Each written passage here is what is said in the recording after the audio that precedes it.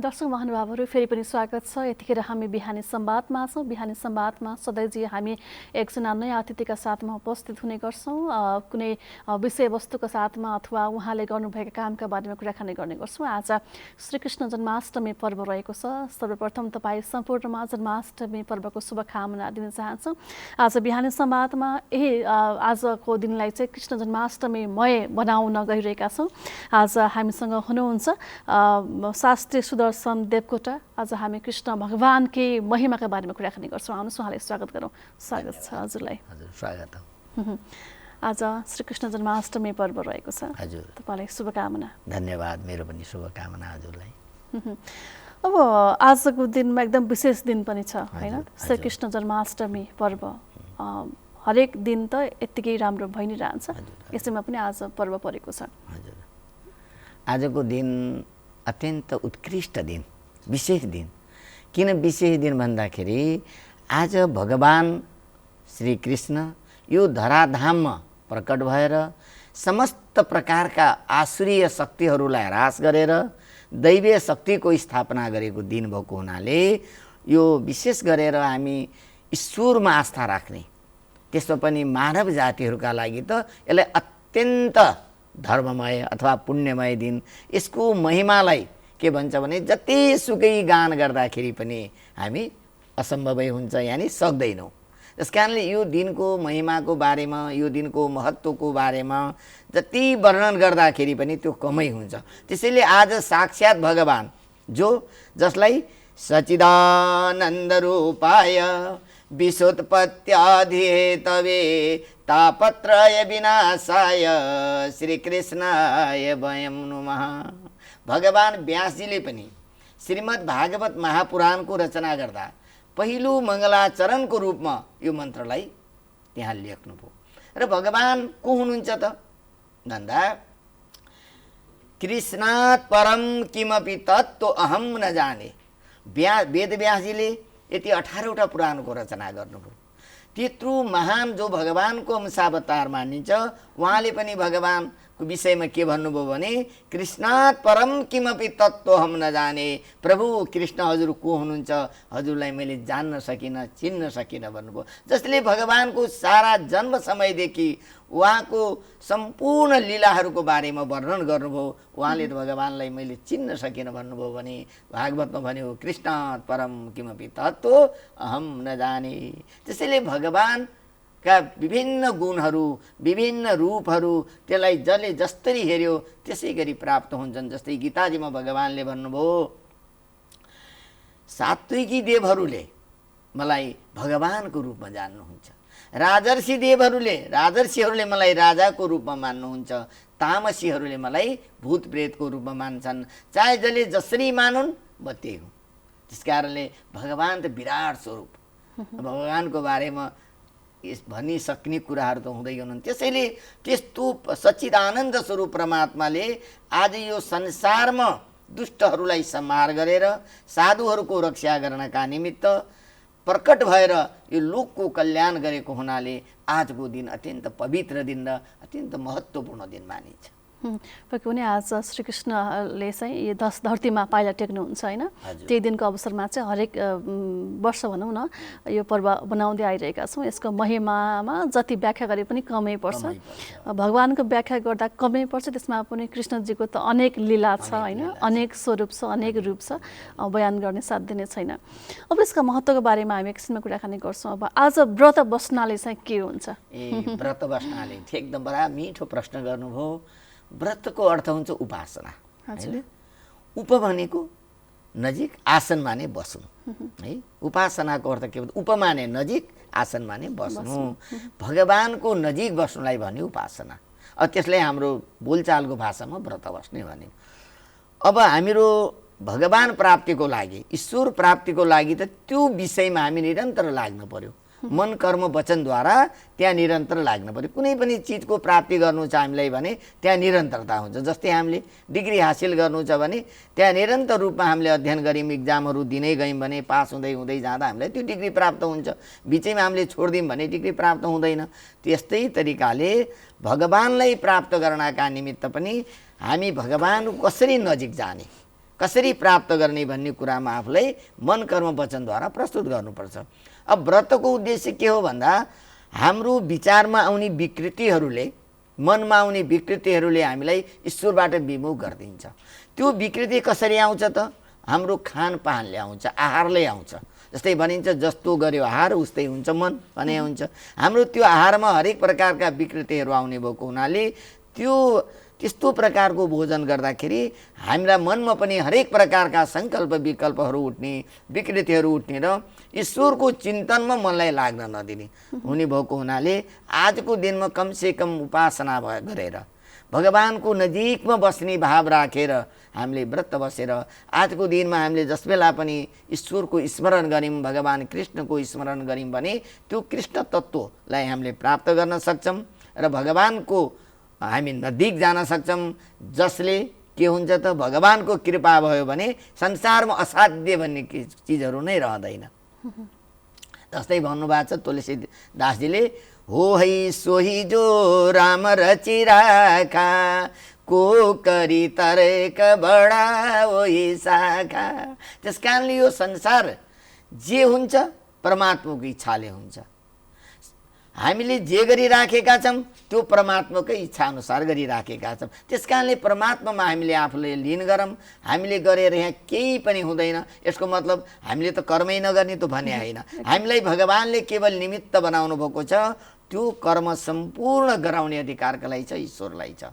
त्यसैले भगवानले अर्जुनलाई महाभारतको लडाइँमा पनि यही सन्देश गर्नुभयो, अर्जुन तिमी त केवल निमित्त हौ, तिमी निमित्त भएर लड। तिमीले यो नसोच कि मैले लडाइँ गरिरहेको छु, मैले मारिरहेको छु, यो नसोच। त्यो गर्ने गराउने अर्कै छ भन्नुभएको थियो भगवानले। उसले म भन्नु भएन, त्यहाँ अर्कै छ। अर्कैको अर्थ हो सच्चिदानन्द स्वरूप भगवान श्रीकृष्ण। त्यसैले आज उपासना गर्नुको अर्थ के हुन्छ भने हामीले हाम्रा मनमा भएका विकृतिहरूलाई हटाएर परमात्माको सानिध्यलाई प्राप्त गर्ने प्रमुख उद्देश्य हुन्छ। अब जस्तो व्रत बस्ने विधिका बारेमा पनि अब अलिकति कन्फ्युज पनि हुनसक्छ, कसैलाई दुविधा पनि हुनसक्छ होइन। जस्तो भगवान श्रीकृष्णले त राति 12 बजे जन्म लिनुभयो भन्ने ग्रन्थमा उल्लेख गरिएको छ। अब पूजा पनि रातिको 12 बजे नै गर्नुपर्छ कि अथवा दिउँसोको अथवा आजको दिनमा चाहिँ जुनसुकै टाइममा गर्दा पनि फरक नपर्ला? यसो छ, भगवानलाई के भन्यो भने भगवान सर्वव्यापक हुनुहुन्छ है। भगवान प्रकट एउटा कालखण्डमा हुनुभयो, तर भगवानलाई अघि नै मैले भने सच्चिदानन्द रूपाय ईश्वरको हो त्यो सतचित आनन्द हो, जो हिजो पनि थियो, आज पनि छ र भोलि पनि छ। त्यसैले भगवानको पूजाको विषयमा के छ त, यस्मिन् कस्मिन् दिने मर्त्य भक्ति श्रद्धा समन्वित। जस बेला हृदयमा भक्ति जागेर आउँछ, जस बेला हृदयमा भगवानप्रतिको भावना जागृत भएर आउँछ, त्यस बेला जुनसुकै बेलामा पनि हामीले ईश्वरको भजन गर्न सक्छौँ, कीर्तन गर्न सक्छौँ, पूजन गर्न सक्छौँ। यो प्राकट्य दिवसलाई हामीले विशेष रूपमा किन मनायौँ भने कमसेकम मानिसले एक दिन भयो भने त भगवानमा आफ्नो मनलाई लगाओस्। अपितु के हो, व्रत भनेको के हो, कसरी बस्ने भन्नु भने व्रत बस्नलाई हामीले उपासना भन्यौँ। उपासनाको अर्थ हो भगवानको नजिक कसरी हुने। त्यो भगवानको नजिकमा हुँदाखेरि अब हाम्रो प्रचलनमा के छ भने खाना नखाएर बस्ने भन्ने कुरा आयो। खाना नखाएर बस्ने कुरा अत्यन्त उत्तम कुरा हो, तर यदि हामी रोगी छौँ, बिरामी छौँ, हामीलाई नखाँदाखेरि फेरि मनमा भोकले छटपट्टि भएर ईश्वरप्रतिको चाहिँ त्यो भावना नै खलबलिने हो कि त्यो भन्दा मनमा त्यो छटपट्टि आउनुभन्दा हामीले कस्तो प्रकारको भोजनहरू गर्ने भने त्यहाँनिर नक्त भोजन भन्छ। जस्तो सात्विकी भोजन, जस्तो गाईको दुधहरू, फलहरू होइन, यस्तो प्रकारको चिजहरू, पानीहरू, यस्तो चिजहरूलाई लिएर हामीले चाहिँ ग्रहण गर्दाखेरि पनि त्यहाँ दोष हुँदैन। तर नखाने भनेको के हो भने जुन वस्तु खाँदाखेरि हाम्रो मनमा विकृति बनाउँछ, अपाच्य छ, जसले शरीरमा कुनै प्रकारको गडबडी ल्याइदिन्छ, त्यस्ता प्रकारका भोजनहरूबाट टाढा बन्ने, जसले हाम्रो मनमा विकृति नल्याओस्। र सात्विकी भोजनहरू हामीले लिएर भगवानको पूजन गर्दा हुन्छ। भगवानको पूजन हामीले बिहानै गरे पनि हुन्छ, दिउँसो गरे पनि हुन्छ, सन्ध्याकालीन अवस्थामा गरे पनि हुन्छ। रात्रि के भनेको भने विशेष आजको दिनमा भगवानको त्यो प्राकट्य दिवस भएको हुनाले त्यो बेलाको महत्त्व दिएर हामीले सक्यौँ भने त्यो बेला भगवानको जन्म उत्सव मनाउने हो। जब भगवानको जन्मोत्सव मनाउँदाखेरि त्यहाँ पूजा पनि हुन्छ, आरती पनि हुन्छ, अर्चना पनि हुन्छ। भावले रहित भएर मान्छे कोही भावमा बगेर अब आँसुद्वारा पनि भगवानको स्तुति गर्ला, आँखामा भरेर आँसु निकालेर होइन, कोही खतखित खिटखिट हाँसेर पनि गर्ला। उसको कस्तो भाव आउँछ भगवानप्रति, उसले त्यसरी नै गर्छ।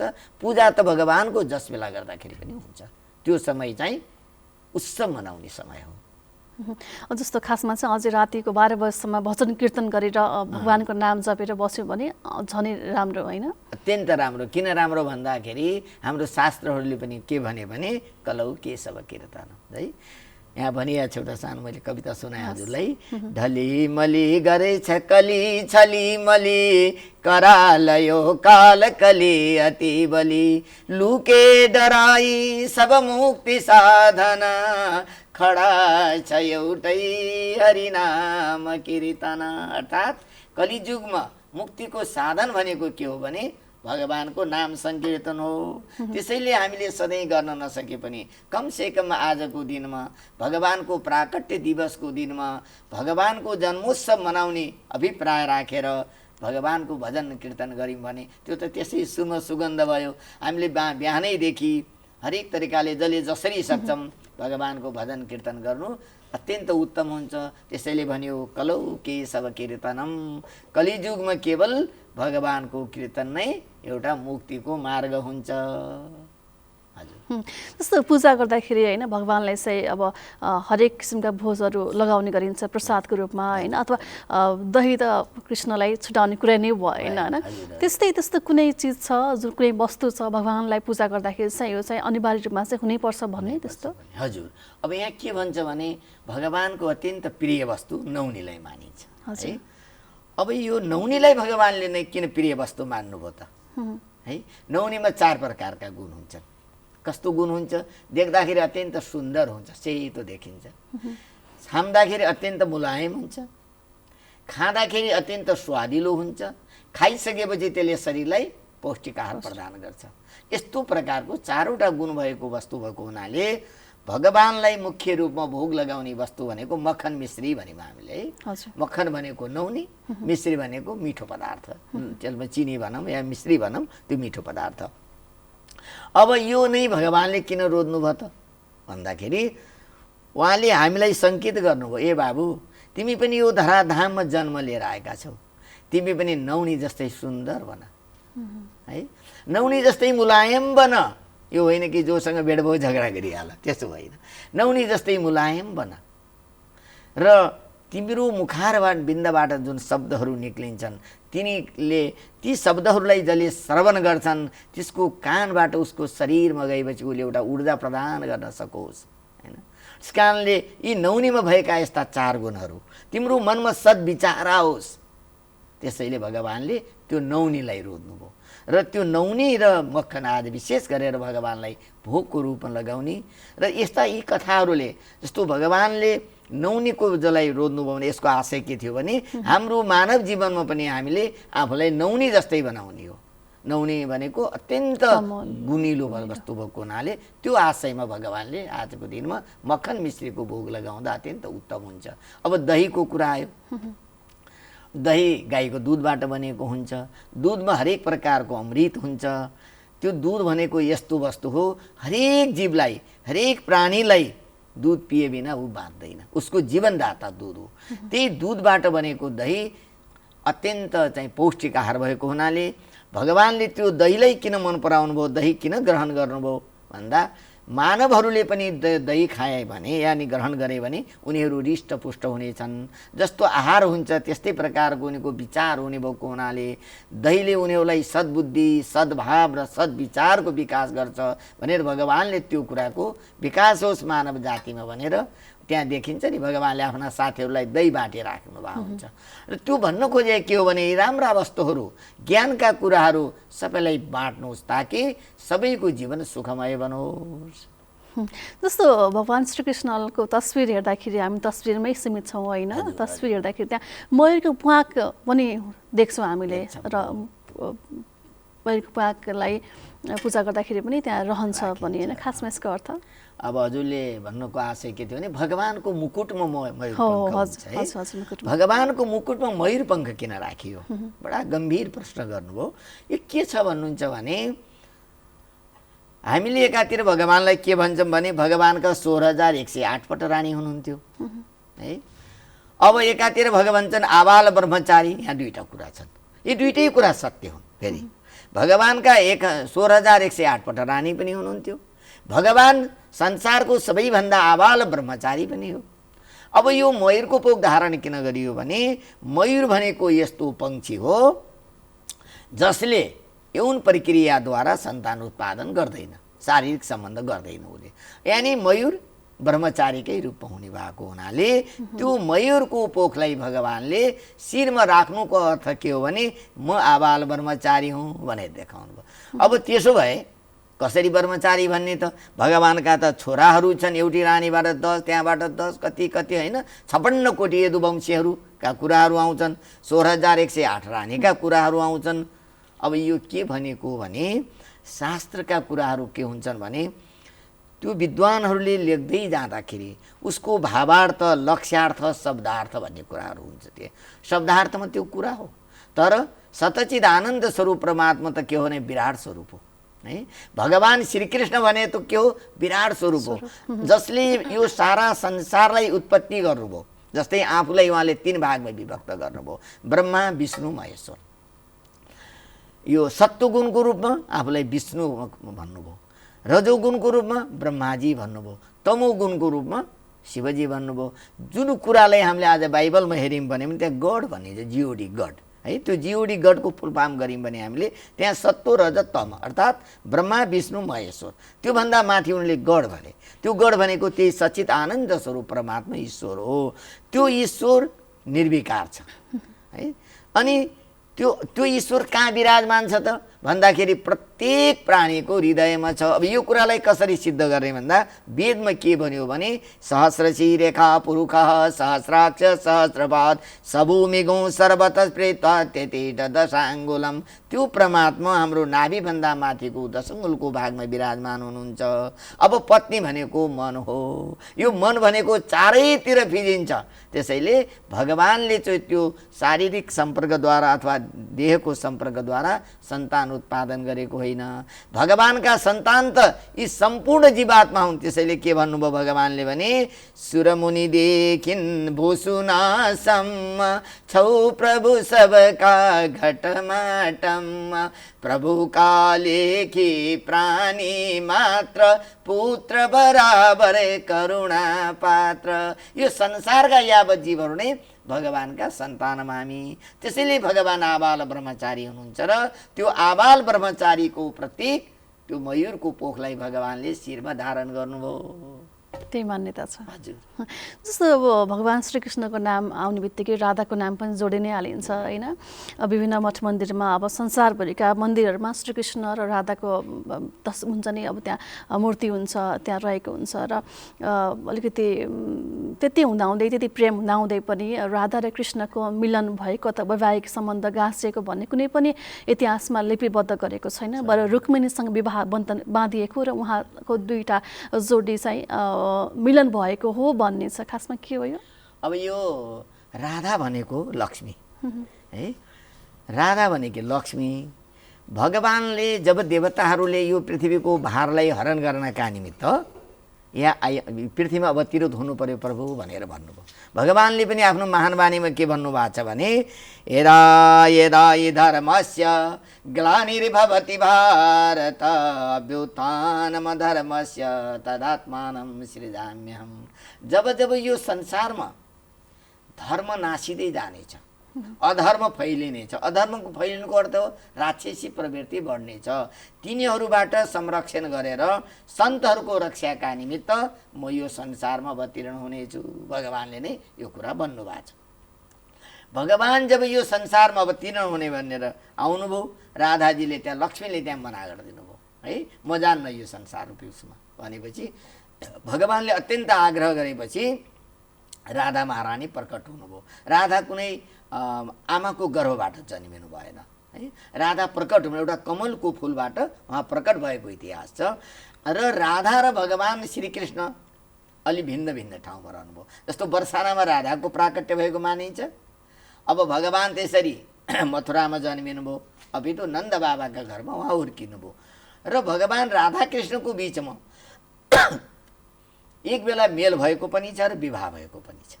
राधा र कृष्णको पनि यो कुरा कहाँ उल्लेखित छ भने गर्ग संहिताको 16औं अध्यायमा यो कुरा उल्लेखित छ। ब्रह्माजीले राधाकृष्णको विवाह गराइदिनु भएको छ। त्यो विवाह भएको छ वृन्दावनको भाण्डीर वनमा। त्यो भाण्डीर वनमा चाहिँ राधाकृष्णको विवाह भगवान ब्रह्माजीले गराइदिएको कथाहरू हाम्रो गर्ग संहितामा उल्लेखित छ। अरू शास्त्रहरूमा यो कुरा पाइँदैन। त्यो विवाह भइसकेपछि भगवान फेरि धेरै समयसम्म टिक्नु भएन। त्यहाँ कस्तो हुन्छ भने भगवान गाई चराउन भनेर जङ्गलमा गएको अवस्था हुन्छ। त्यसबेला भगवान एउटा सानो बालक रूपमा भइदिनुहुन्छ। भगवान त लीलाधारी हुनुहुन्थ्यो। भगवानको पिताजीले उहाँले काखमा राखेर बसिरहेको अवस्था थियो, पानी परिरहेको थियो, उहाँलाई पुत्र भाव थियो, उहाँले भगवान भनेर चिन्नु भएको थिएन। अब मेरो छोरालाई ठन्डी लाग्ने भयो, पानी पर्ने भयो, भिजाउने भयो, पीर थियो। त्यसै बेला राधा त्यहाँ पुग्नुभयो र उहाँले के भन्नुभयो भने तिम्रो साडीको आँचलमा यो मेरो बच्चालाई यसरी छोपेर राखिदियो कि पानीबाट बचोस्। राधालाई त्यही अवसर चाहिएको थियो। त्यतिखेर चाहिँ भगवानले एउटा मोहद्वारा आफ्नो पिताजीलाई घरतिर फिर्ता गरिदिनु भयो अनि भगवानले आफ्नो ठुलो रूप धारण गर्नुभयो। ब्रह्माजीले माथिबाट हेरिराखेको अवस्था थियो। अब यो अवसर प्राप्त भयो भने मैले भगवानको सेवा किन नगर्ने भन्ने भाव भयो। ब्रह्माजी त्यहाँ अवतीर्ण हुनुभयो। सबै देवताहरू आउनुभयो। राधाकृष्णको विवाह त्यो भाण्डीर वनमा भयो र त्यसपछि राधाजी फेरि आफ्नो लोकमा लाग्नुभयो। यता भगवान चाहिँ आफ्नो लोकतिर लाग्नुभयो। यस राधासँग भगवानको मेल भएन भने तर राधा र कृष्ण भनेको के हो भने प्रकृति र पुरुष तत्त्व भएको हुनाले उहाँहरू फेरि एउटै अङ्ग, उहाँ सधैँ साथमा हुनुहुन्छ। प्रकृति र पुरुष बिना त संसारै चल्दैन। अब रह्यो कुरा रुक्मिणीसँग विवाह भयो, जाम्बवतीसँग विवाह भयो, नग्न जित्नेसँग, यी पनि के थिए भने उनै राधाका स्वरूप हुन्। भगवानले जस्तै गरेर राम अवतार लिनुभयो, कृष्ण अवतार लिनुभयो, बलराम के अरे कल्की अवतार लिनुभयो। विभिन्न रूपहरूमा भगवान आएको जस्तै गरेर राधा माताले पनि आफूलाई विभिन्न देवीको रूपमा प्रकट गर्नुभयो र भगवानसँग ती नामहरूमा फेरि साथ रहनुभयो। त्यसैले राधा र कृष्ण सधैँ एउटै साथमा हुनुहुन्छ। हामीले बाह्य रूपमा देख्दाखेरि नभएको जस्तो देख्ने हो, तर आन्तरिक रूपमा के हो भने राधा र कृष्ण एउटै शरीर हो, उहाँहरू भिन्न हुनुहुन्न। त्यसो सम्बन्ध कुरा गर्दा अलिक प्रकार चाहिँ रुक्मिणीसँगको कृष्ण भगवान अथवा राधासँग कृष्ण भगवान? अब यस्तो छ, राधासँग भगवानको शरीर नै एउटै हो है, प्रकृति र पुरुष एउटै भएर मात्रै शरीर बन्छ। अब यहाँ रुक्मिणीसँग भगवान के गर्नुभयो भने पत्नीको रूपमा रुक्मिणीलाई स्वीकार गर्नुभयो भगवानले। रुक्मिणी भनेको पनि साक्षात् लक्ष्मीकै स्वरूप हो। त्यसैले भगवानको कसैसँगको प्रेममा तलमाथि भन्ने कुरा हुँदैन। जस्तै मैले सानो एउटा उदाहरण के दिएँ भने एक दिन नारदलाई के विचार आएछ भने भगवानको यत्रो पत्नी छन् भन्ने कुरा छ, 16,108, कि सबैसँग भगवानले एउटै व्यवहार गर्छन् त हेर्न जानु पर्यो भनेर नारदजी आउनुभयो द्वारिकामा। द्वारिका धाममा आइसकेपछि नारदजी आउने बित्तिकै देख्नुभयो रुक्मिणी कहाँ जानुभयो, भगवान ती रुक्मिणीसँग हुनुहुन्छ। अब जाम्बवती कहाँ जानुहुन्छ, भगवान जाम्बवतीसँग हुनुहुन्छ है। त्यस कारणले त्यो 16,108 रानीसँगै नारदजी पुग्दाखेरि भगवानलाई तत्त ठाउँमा देखेपछि भगवानको कसैप्रतिको प्रेम भावमा कमी हुँदैन। किन हुँदैन भन्दा अघि मैले भने सुरमुनिदेखि भुसुनासम्म छौ प्रभु सबका घटमाटम्म।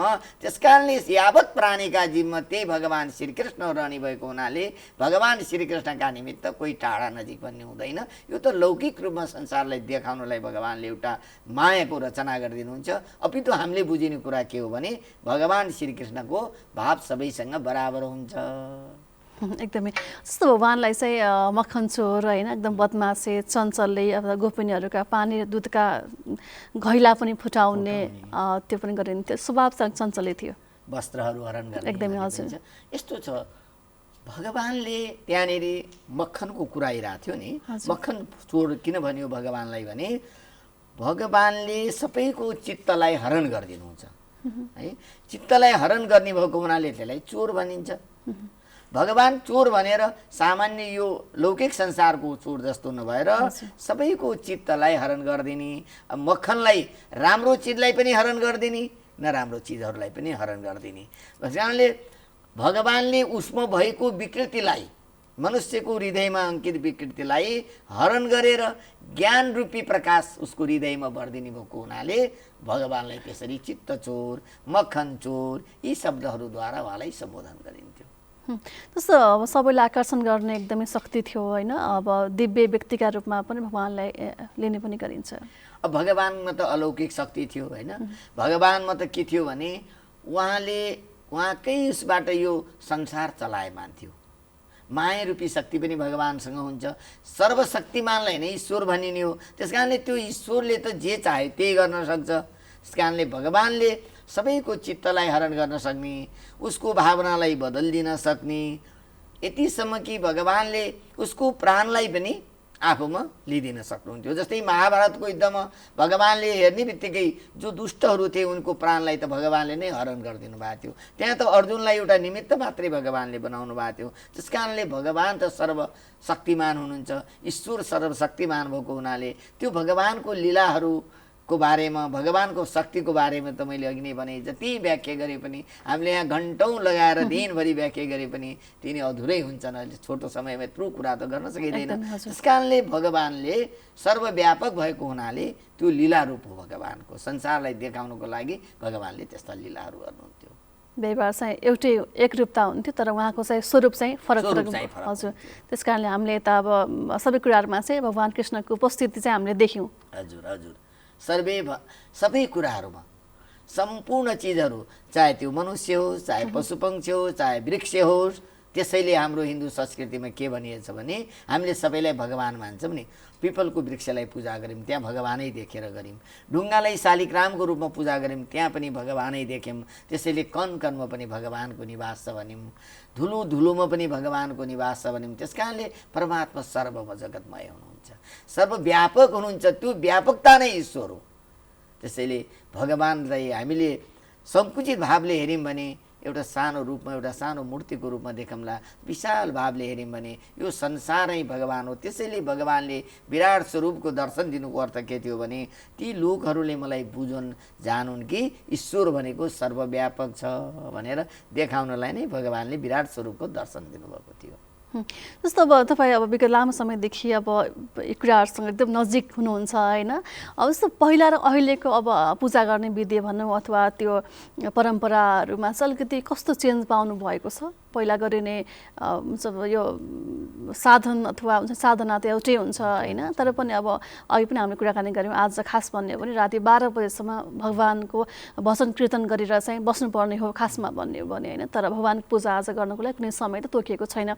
तर पनि अलिकति चेन्ज पाउनु भएको छ पहिले र अहिले? अहिले के देखिन्छ भने हामी बच्चा हुँदाखेरि हाम्रो बुवाहरूले, हजुरबुवाहरूले जसरी भगवानको पूजा आराधना गर्नुहुन्थ्यो, जस्तो प्रकारले उत्सव मनाइन्थ्यो, त्यसमा अलिकता परिवर्तन आएको चाहिँ हामीले देख्छौँ। यो परिवर्तनको कारण के हो भने अहिलेको हाम्रो यो अहिले हामीले यसलाई आधुनिक युग भनिौँ होइन, यसमा चाहिँ आध्यात्मिक पक्षभन्दा हामीले यो पाश्चात्य मुलुकका कुराहरूलाई अगाडि ल्यायौँ।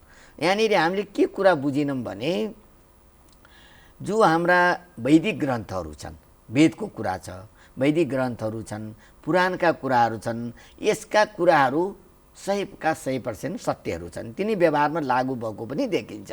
तर हाम्रो शिक्षाको अभावमा हामी तिनीहरूलाई पढ्नबाट वञ्चित भयौँ। जस्तै अहिले हामीले एउटा संस्कृतको मन्त्र पढ्दाखेरि गाह्रो हुन्छ। किन गाह्रो हुन्छ? त्यो हाम्रो दोष होइन, हाम्रो शिक्षा प्रणालीको दोष हो। त्यो शिक्षा प्रणालीले हामीलाई कस्तो गराइदियो भने अब अहिले हामी संस्कृतबाट अनभिज्ञ भएपछि हाम्रा मन्त्रहरू ती संस्कृतमा हुने, उपदेशका कुराहरू संस्कृतमा हुने र हाम्रो मनलाई मन्त्रमुग्ध गरेर आत्मालाई एकाग्रमा बाँधिनका लागि भगवानसँग गरिने प्रार्थनाहरू पनि के हुने? संस्कृत भाषामा हुने। ती कुराहरूबाट हामी टाढा भएको हुनाले अहिले हामीले पूजाको विधान या परमात्मासँगको सानिध्यमता जोड्ने त्यो सङ्गीतमय चाहिँ के अरे भगवानका प्रार्थना स्तुतिहरू, त्यसबाट हामी अलिकता विमुख भयौँ। र अहिलेको नयाँ पिँढीमा के भयो भने परम्परालाई धान्दै आएको त देखियो, तर पूजा गर्ने प्रक्रियामा ती कुराहरू लोप भएको हुनाले भगवानलाई पूजा गर्दाखेरि कसरी गर्ने भन्नेको जो एउटा पद्धति छ, विधान छ, ती कुराहरूबाट पनि हामी अलिकता विमुख भएको हुनाले अहिले कर्मिक हिसाबले त्यो चाहिँ एउटा उत्सवको रूपमा मात्रै सीमित रहेको र त्यो पूजा प्रणालीमा अलिकता परिवर्तन आएको चाहिँ म देख्छु। जगाउनको लागि हामी सबै तत्पर हुनुपर्छ। अब यसको लागि त के हो भने यो संस्कृत भाषा छ नि, संस्कृत भाषा संसारको सबभन्दा पुरानो भाषा, यसलाई देववाणी पनि भनिन्छ। संस्कृत भाषामा तपाईँले अचम्म लाग्ला एउटा शब्द छ नि त्योको प्रोनाउन्सिएसन एउटै हुन्छ, अर्थ एउटै लाग्छ। अङ्ग्रेजीमा के नो होइन, नो जान्नु होइन, नो होइन नो जान्नु, प्रोनाउन्सिएसन एउटै छ, स्पेलिङ त फरक छ तर प्रोनाउन्सिएसन एउटै छ, अर्थ फरक लाग्छ। तर संस्कृत भाषामा यस्ता शब्दहरू छन् जसको उच्चारण पनि एउटै हो र अर्थ पनि एउटै लाग्छ। त्यसैले संस्कृत भाषामा फेरि अर्को कुरा के छ, गाली गलौजका शब्दहरू कहीँ पनि पाउनुहुन्न, जहाँ पनि सम्मानित शब्दहरू मात्रै छन्, आदर भावका शब्दहरू मात्रै छन्। त्यसैले यस्तो राम्रो भाषा जसले हामीलाई नैतिक जीवन जिउन सिकाउँछ, यसलाई सरकारले कमसेकम आफ्नो जनताहरूलाई, आफ्नो देशका मान्छेहरूलाई राष्ट्रियताको भावना जगाउनुका लागि पनि यो नैतिक शिक्षाको अलिकता विकास गरेर संस्कृत शिक्षालाई पाठ्यक्रममा राखेर संस्कृत शिक्षा पढ्नुपर्छ भन्ने भावनाको जागृत गरिदियो भने हाम्रा ती पुरानो कुराहरू सबै फर्केर आउँछन् र यसले एउटा शान्तिको वातावरण बनाउँछ। जब मान्छेले ईश्वरमा भक्ति गर्छ नि, विश्वास गर्छ नि, उसले पहिल्यै बुझेको हुन्छ परद्रव्य सुलोष्टवत हैन, अर्काको धन भनेको त ढुङ्गा माटो जस्तो हो, त्यसमा आँखो लगाउनै हुँदैन। एउटा संस्कृतको विद्यार्थीले तपाईँको यहाँ 1 तोलाको सुनको सिक्री भेटायो भने उसले के कल्पना गर्छ, परद्रव्य सुलोष्टवत, मैले यो लगे भने पाप लाग्छ। तर आधुनिक विज्ञान पढेको मान्छेले यो त फाइदा भयो मलाई हैन, जसरी पनि सुन हो, यो पाप धर्मको कुरा गर्दैन, त्यसले समाजमा विकृति ल्याउँछ। परदारेषु मातृवत, हाम्रो शास्त्रले के भन्छ भने शिरमा सिन्दूर लगाएको जुनसुकै स्त्रीमा जातिलाई देख्नु भने माताको रूपमा सम्मान गर्नुहोस्, या देवी सर्वभूतेषु मातृरूपेण संस्थिता। त्यसपछि उहाँहरूप्रति हाम्रो विकृति नै आउँदैन, मनमा विकृति नै आउँदैन। यस्ता राम्रा कुराहरू हाम्रो संस्कृत शिक्षामा छ। त्यसैले राज्यले संस्कृत शिक्षाको विकास गर्यो भने नि सबै कुराहरू सम्भव हुन्छन्, राष्ट्र सम्पन्न हुन्छ भन्ने मलाई लाग्छ र गर्नुपर्छ। पक्कै पनि हाम्रो इतिहास, हाम्रो परम्परा होइन लाई चाहिँ जोगाउनुपर्छ। सरकारी स्तरबाट, सरकारको पक्षबाट चाहिँ उहाँहरूले गर्नुहुन्छ भने हामीले अब यस्तै आजको दिनलाई चाहिँ होइन व्रत बसेर हुन्छ अथवा महिमालाई जोगाएर चाहिँ अगाडि बढाउनुपर्छ। अब अघि हामीले पनि कुराकानी गऱ्यौँ कृष्ण भगवानको लीलाको बारेमा, उहाँका महिमाको बारेमा जति कुरा गरे पनि कम नै पर्छ होइन। यो छोटो समयमा धेरै कुराहरू गर्न चाहिँ बाँकी नै थियो, तर पनि समयको पाबन्दी लागिसकेको छ, समयमा बाँधिएका छौँ हामीहरू। तपाईँको यो अमूल्य समय र संवादको लागि धेरै धेरै धन्यवाद। हजुरलाई पनि धेरै धेरै धन्यवाद। मलाई यहाँ बोलाएर कमसेकम मेरा आफ्ना कुराहरू राख्ने अवसर दिनुभयो र भगवान् श्रीकृष्णको बारेमा, त्यो समुद्र हो, समुद्रमा त जति आफ्नोसँग भारा छ त्यति पानी आउँछ, त्यति अगाध ज्ञान त मलाई पनि छैन, तैपनि आफ्ना विचारहरू राख्ने अवसर दिनुभयो। यसको लागि म यहाँहरू लगायत यो टेलिभिजन परिवार सबैलाई हृदयत धन्यवाद दिन्छु। आजको दिन भगवान् श्रीकृष्णको प्राकट्य दिवस, भगवान्ले सबैमा सद्बुद्धि, सद्भाव र सद्विचार दिउन्, भगवान् श्रीकृष्णसँग ही प्रार्थना गर्दै म पनि यहाँहरूसँग बिदा हुन्छु। हवस् त, धन्यवाद। हस्, धन्यवाद छ। पक्कै पनि आज श्रीकृष्ण जन्माष्टमी पर्व रहेको छ। आजको दिनलाई चाहिँ हामी जहाँ छौँ, जुन अवस्थामा छौँ, अलिकति चाहिँ भगवानको नाम केही गर्न नसके पनि भगवान् श्रीकृष्णको नाम जपेर भए पनि आजको दिनलाई मनाऊ। उहाँ आजको दिन राम्रो कुरा गर्यो भने हामीलाई नै राम्रो हुन्छ होइन। यिनै कुराकानीसँगै आज श्रीकृष्ण जन्माष्टमी पर्वको फेरि पनि तपाईँ सम्पूर्णमा शुभकामना। कार्यक्रमको निर्धारित समय सकिएको छ। तपाईँको आजको दिन शुभ रहोस्। एनटिभीको होलपुर हेर्दै गर्नुहोला। नमस्कार।